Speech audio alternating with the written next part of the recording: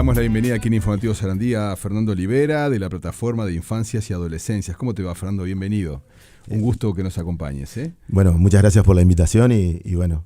La idea es conversar un poco sobre este anuncio, estos datos que dio a conocer el Ministerio de Trabajo en estos últimos días a propósito de la encuesta nacional sobre las actividades de niñas, niños y adolescentes durante el 2024. Son datos del 2024, ¿no? Está claro Sí, eso, arrancó, ¿no?, en septiembre del 2024 y terminó en marzo del 2025. Ahí está. El anterior estudio era del 2010. Del 2010. Que eran cifras muy diferentes a las actuales. Sí, pero y encuestas diferentes también. Bueno, bien, ahí ya tenemos un punto. Estamos hablando que según los datos conocidos en los últimos días, más de 40.000 menores de edad trabajan en Uruguay, casi 30.000 en el interior. Antes que nada, y en base a tu experiencia y la experiencia de la Plataforma de Infancias y Adolescencias, ¿qué se entiende por trabajo infantil? Bien, nosotros, mira, ahí hay varios puntos a poner en juego. Primero que nada, el trabajo infantil es toda actividad que desarrollan niños y adolescentes que tienen que ver con, hasta los 15 años el trabajo infantil en Uruguay está prohibido. Sí. Entre los 15 y los 17 años está reglamentado, hay mecanismos legales para acceder a trabajo, y hay tipos de trabajo que se pueden hacer, y también hay un listado de trabajos peligrosos, ¿tá? Eso, una cosa es con respecto a la edad. Bien. Otra cosa, nosotros entendemos el trabajo infantil como una estrategia, que el trabajo infantil muchas veces acompaña la actividad familiar, ¿está bien? Claro. Y es parte de una estrategia de supervivencia familiar.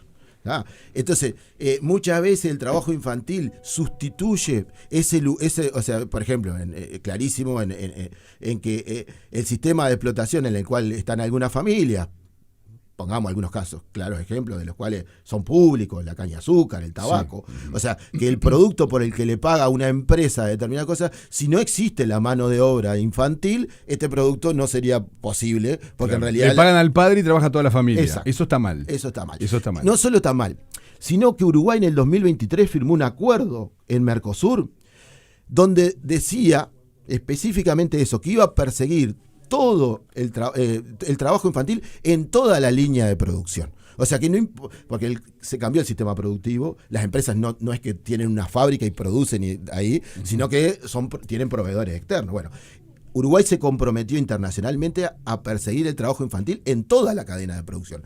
Hoy, 2025, primero que eso pasó totalmente desapercibido para muchas de las cuestiones de la legislación uruguaya y del discurso uruguayo, y sino que hoy no podemos garantizar que muchos de los productos de frutas, verduras, agrícolas que llegan a nuestra mesa no tienen trabajo infantil. No se puede garantizar. No se puede. ¿Qué opinas de la cifra de 40.000 menores de edad? Primero, bienvenido que tengamos una encuesta después de 15 años.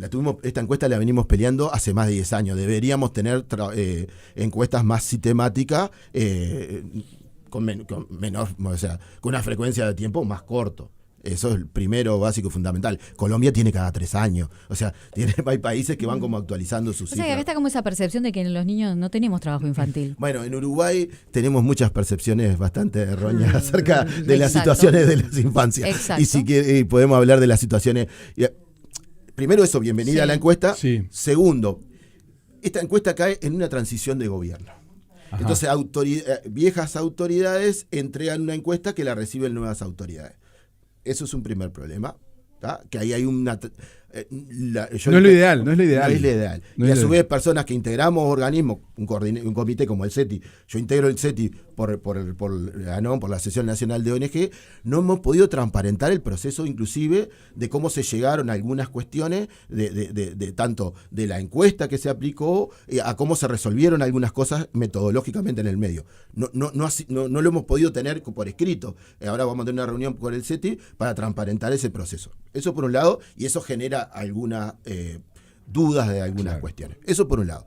O sea que esta transición no parecería ser un buen momento para revelar números, o por lo menos para ver este tránsito o este proceso. Eso es lo primero. Lo otro que llama la atención, y para nosotros nos llama la atención, algunas cuestiones que pueden ser, que podríamos decirle que son como inconsistentes. En el mundo trabajan más niños que niñas. En Uruguay trabajan más niñas que niños. ¿Cómo se llega a esa cifra? La verdad que hay todo un proceso entre lo metodológico, entre lo conceptual, lo metodológico y lo analítico, que habría que ver cómo se fue dando ese proceso. Y a su vez tenemos otro grave problema, que Uruguay no tiene recursos humanos capacitados en el tema trabajo infantil. A ver, ¿cómo es eso? Uruguay carece de formación, o sea, si uno quisiera hoy formarse en tema trabajo infantil en Uruguay, no tiene dónde. ¿Qué significa formarse en trabajo infantil? La mirada de trabajo infantil tiene una perspectiva específica. Por ejemplo, vos no podés pensar el trabajo infantil rural, no podés intervenir de la misma manera que el trabajo infantil citadino. ¿Es una rama de la sociología? ¿Qué es? Es una formación específica que muchos de los estados la desarrollan a través de los Comités Nacional de Erradicación de Trabajo Infantil, a través de la COPRETI, a través de las universidades. Tienen formaciones específicas que, yo qué sé, el trabajo en frontera. Tienen análisis de trabajo en el agro, tienen análisis de trabajo citadino, tienen con recicladores, con ladrilleros, con pescadores artesanales. Entonces, y los diferentes formas de intervención. A veces lo comparamos con algunas cuestiones como la mirada de género. Si uno no tiene esa mirada específica, la intervención queda... Pues no se puede intervenir. O sea, hay una primera cosa que acá lo que puede pasar es que no se puede culpabilizar a la familia. Acá hay una responsabilidad clara del Estado en su rol con respecto a este tema. Protector hacia los niños, claro. Vos hablabas, por ejemplo, del rural, cuando muchas veces se pone y se dice, bueno, el niño en el ámbito rural está acostumbrado a colaborar con la familia, a tener determinadas prácticas ahí. ¿Cómo se analiza desde ahí tenés como dos focos por lo menos para analizar. Sí. El primero, se pone el foco en la familia, y a veces hasta culpabilizando o idealizando esto de la transmisión cultural del trabajo. Exacto. Pero hay una pata ahí. Muchos de estos gurises, a los 12 años, quedan fuera del sistema educativo porque no tienen dónde ir a estudiar. Porque no hay lugares cercanos a donde ir a estudiar. Pero esa realidad, como Uruguay Uruguay tiene muchos compromisos internacionales, ¿no? Entre los que la letra chica es decir, crear un plan nacional para la erradicación y prevención del trabajo infantil. Uruguay jamás creó una estrategia nacional. Entonces, tenemos un Ministerio de Trabajo con una inspección de trabajo, un INAO con una inspección de trabajo infantil, meramente desde el Contralor. ¿Qué pasa con la protección? ¿Qué pasa con la prevención? ¿Qué pasa con la detección?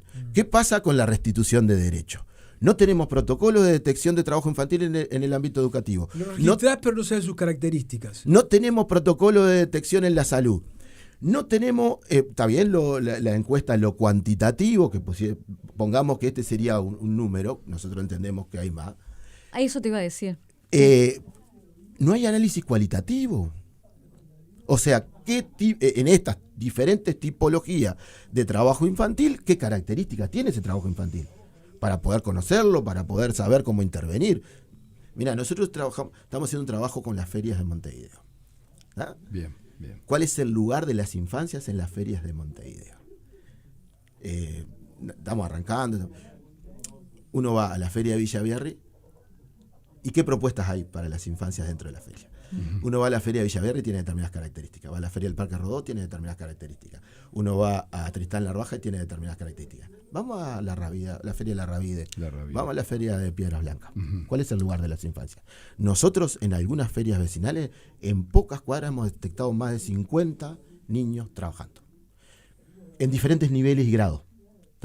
Porque acá, por ejemplo, hay muchos gurises de los que... Yo te ponía el ejemplo hoy, ¿no? Un hermano mayor cuidando hermanos chicos. Es trabajo infantil. Y un pibe que acompaña al padre a la feria, porque no se puede quedar solo, y se queda con el padre en la feria. Es trabajo infantil. Si es que son familia, ¿no? Bien, ahí tenemos varios puntos. Si es que son familia. Ahí tenemos algunos grises y algunas líneas. Por eso llego a lo que estabas diciendo.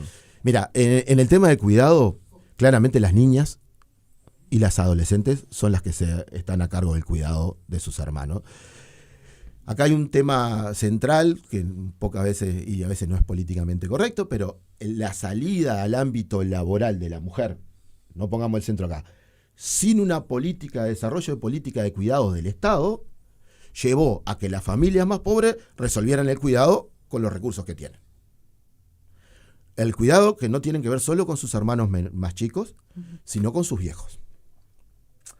La pobreza llega en peores condiciones y tienen que cuidar. Una pregunta. Ahí, perdona, sí, termino la idea. Sí, por favor. Y por ejemplo, Una gurisa que pasa a secundario, en la escuela tienen un horario mucho más corto. Y si esta familia trabaja, que tiene que trabajar para sobrevivir, y esta adolescente es la encargada de llevar y traer a sus hermanos a la escuela, de 8 a 12, y su horario empieza a 7:30 y termina a 1:30, obviamente va a haber cortado su... No estudia. Sí, no va. No estudia, es trabajo infantil. Se empieza a recortar. Y vos decís, no, pero son media hora para llevar, media hora para traer. Voy a caminar por el muy buen filo ejemplo, queda clarísimo. de lo políticamente incorrecto. Que un niño trabaje está mal. El niño tiene que estudiar, tiene que jugar, tiene que... ¿no? Pero uno no puede desconocer la realidad del país en el que vive. Sí. Entre un pibe que labura en la feria y otro que lleva pasta base, prefiero que labure en la feria. Yo por eso digo que estoy caminando por el filo de lo políticamente incorrecto. Pero está bueno lo que planteas. Lo que yo me pregunto es, en los casos de chiquilines que están en la preadolescencia o en la adolescencia, ¿hay modos de esa cultura de trabajo que le está generando, poder canalizarla sin necesariamente cortarla, buscándole formas de que sin abandonar el estudio pueda seguir trabajando? Sí, y hay experiencias muy buenas en América Latina. Lo que pasa es que en esto tendríamos que plantearlo dentro de una batería de herramientas. A ver, el sistema de cuidado, un sistema de cuidado potente, es una herramienta para que los gurises, por ejemplo, en esto de la detección que hemos hecho en la feria, muchos de los gurises van porque no tienen a dónde quedarse. Claro, más bien. Eso, de la feria. Y a veces 8 horas con papá en la feria. Y en eso estamos al aire familia, libre, como decía Laura, ¿no? Estamos al aire libre, 8 horas, desde las 6, 7 de la mañana hasta las 3, 4 de la tarde, en condiciones climáticas a veces. O sea, todo eso expone a riesgo de salud. Sí. ¿Qué pasa cuando el padre se enferma? Uh-huh. ¿Quién cubre ese lugar? El gurí. Entonces empieza ahí una cantidad de situaciones que pasa frente a la separación de los padres. ¿Quién termina cumpliendo ese rol de proveedor? Entonces hay un montón de aspectos que están tan frágiles o tan débiles, claro, la estructura en algunos ámbitos. Esa es la definición de estructuras débiles. Exacto. Por ejemplo, cuando uno traza la línea de pobreza multiestructural, la traza en un 30%. Pero hay especialistas que cuando uno habla de vulnerabilidad socioeconómica, la ponen en el 40%. Entonces, estamos hablando de que hay en ese margen del 10% de diferencia, gente que está en el hilo. Total. ¿Está? Crece la informalidad, crece la desigualdad, crece la pobreza. Empleos precarios pobres, cada vez más pobres. Hogares monoparentales a cargo de mujeres. Falta de niveles educativos. Todo eso es caldo de cultivo para el trabajo infantil. Además, el trabajo infantil, con respecto a lo que yo decía, que tiene una cosa buena, entre comillas, tiene una cosa mala, y es que después que el botija arranca ahí, el estudio no lo deja porque sabe que es la plata que en el bolsillo, ¿no? O sea, es muy difícil. Yo empecé a trabajar con 12 años, ¿no? Pero estudiaba y tenía una madre con cultura de clase media. Acá me parece que el problema que tenemos es que tenemos un Estado que es un mal padre. Bueno, ahí lo de mal padre, me gustó eso, mal padre. Mirá, hay varias cosas ahí. Nosotros venimos de una cultura del trabajo, sí. De hecho, tenemos personajes históricos uruguayos valorados que trabajan desde los 7 años. Uno podía pensar en Piria, podía pensar en una cantidad de personajes que aparecen como referencia. Eso es como el cuento de los exitosos, es como la barra de amigos que se junta el viernes en el fútbol, en el asado después de fútbol. Con tal excepción. Claro. ¿Cómo te dicen? Y A mí me pegaban una generalización a partir de la excepción. Sí. Yo pertenezco a un ámbito rural. Sí. Mi familia, yo cuando nací vivía mi tatarabuela, para que vea generacionalmente, vivía mi tatarabuela, para que vea generacionalmente, toda mi familia fue madre entre los 16 y los 18 años. Y mi tatarabuela no murió de muy vieja, murió porque en esa época en campo morían jóvenes. Sí. Mi historia, yo a los 5 años ya hacía tareas rurales porque pasaba todo en una de esas tareas rurales, no llegaba a los 6 años, separando carneros, capones, ovejas para carnear. Un carnero, yo era el que me paraba el que habilitaba el paso o el cierre de las ovejas y de los carneros. Me pegó un topetazo, me partió la nariz y yo tuve problemas respiratorios para toda la vida. Claro. ¿Entendés? Entonces, el riesgo que corres con determinadas actividades es tan grande que puede generar consecuencias físicas para toda la vida. No, total.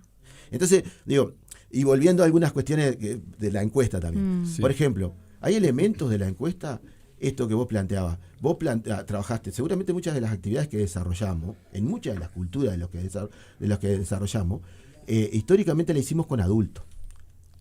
Eso que dijiste, yo tengo un problema crónico generado por cargar bolsas de 30 kilos con 17 años. Exacto. Bien, va a tener un problema en la espalda para toda la vida. Eso. ¿Entendés? Y seguramente fuimos acompañados por adultos. Brutamente muchas veces, pero acompañados por adultos. El tema es que, por ejemplo, inclusive, mira, lo comparamos con otro mundo. El ingreso al mundo del alcohol y las drogas. Nosotros nos introducían los adultos. Sí, claro. Todo eso se rompió. Ahora entre pares, entonces hay toda una cadena de desprotección que habría que pensar muy, muy claramente. Ustedes entienden que hay más trabajo infantil. Nosotros entendemos que esto es una... 40.000 se quedó corto. Que es un subregistro, pero por varios lados. Uno, porque esta encuesta tampoco contempla las actividades de economías ilegales. Eso no está totalmente fuera, porque es imposible. Primero que esto, hay algunas cosas. Primero no se le puede preguntar a un niño si vende droga. Claro. Eso que no es la única economía ilegal, además. No, que no es la única economía ilegal, que solo se habla del narcotráfico, no importa. Pero no es la única economía ilegal. Eso por un lado. Y por otro lado, también hay que repensar algunas cuestiones de lo metodológico y de lo conceptual y de algunas adecuaciones normativas e institucionales que tiene que hacer Uruguay en este tema, que hay mucha tela para cortar acá. Fernando Olivera, muchas gracias por haber estado en Informativo Sarandí. Perdón. Quedó muchas cosas. Perdón si me enrosco, todo este trabajo en las ferias. Me voy a lleno con los bolsillos llenos de ideas. Está muy bueno. Está muy bien, la quinta. Me cuelgo, me quedaron miles de cosas. Venía con una cabeza armada para decir un montón de aspectos. No te preocupes, yo te llevo un kiosco que tengo ahí y después lo vamos a descargar ahí. Fernando, muchas gracias. Gracias por la invitación, Fernando, y espero haber sido parte del aporte para esta discusión. Que sigue, ya volveremos a conversar. Gracias. Fernando Olivera, de la Plataforma de Infancias y Adolescencias.